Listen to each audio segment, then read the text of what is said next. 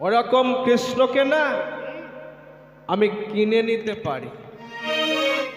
কেন না, আমার বাবার যা টাকা আছে আর আমার যা স্বর্ণ অলংকার আছে, ওরকম কৃষ্ণকে আমি কিনে নিতে পারি। কৃষ্ণ শুধু আমার একার, আর কারো নয়। ভক্তমণ্ডলী, ভক্তিমতী মায়েরা, এই সত্যভামা কার মেয়ে গো? সত্যভামার বাবার নাম কি? সত্যভামার বাবার নাম সত্যাজিৎ রাজা। আর এই সত্যাজিতের একটা ভাই ছিল যার নাম ছিল প্রসেনজিৎ। এই সত্যাজিৎ রাজার একটা সামন্তক মণি ছিল। সেই মণি প্রতিদিন 1 পোয়া করে সোনা প্রসব করত। আর সূর্যদেবের কৃপা ছিল, সেই মণির উপর যখন সূর্যের কিরণ পড়ত, চকচক চকচক চকচক করত, জগৎমোহ হয়ে যেত,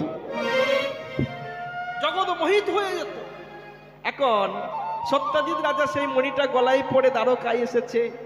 ভগবান শ্রীকৃষ্ণ বলছে, সত্যাজিৎ, এত সুন্দর মণি তোমার গলায় মানায় না, তুমি রাজভাণ্ডারে জমা দাও, এখানে থাক।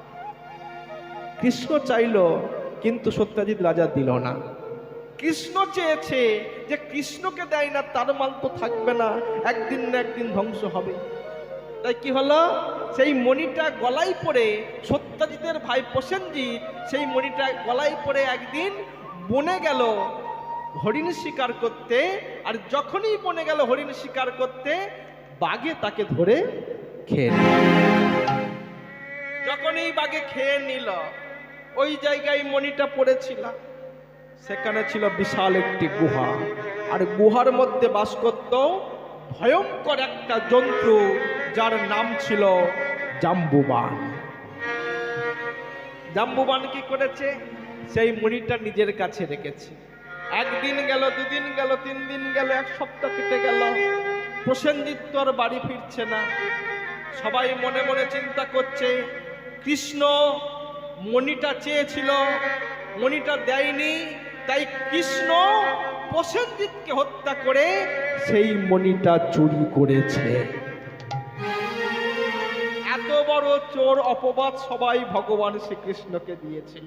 তাহলে ভাবুন, কৃষ্ণকেও মানুষ চোর বলে।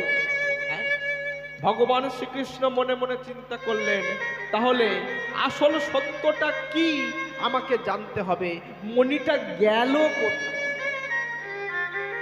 দ্বারকার বন্ধুদের নিয়ে গেলেন বনে। বনে গিয়ে সমস্ত বন অন্বেষণ করছে। অন্বেষণ করতে করতে করতে করতে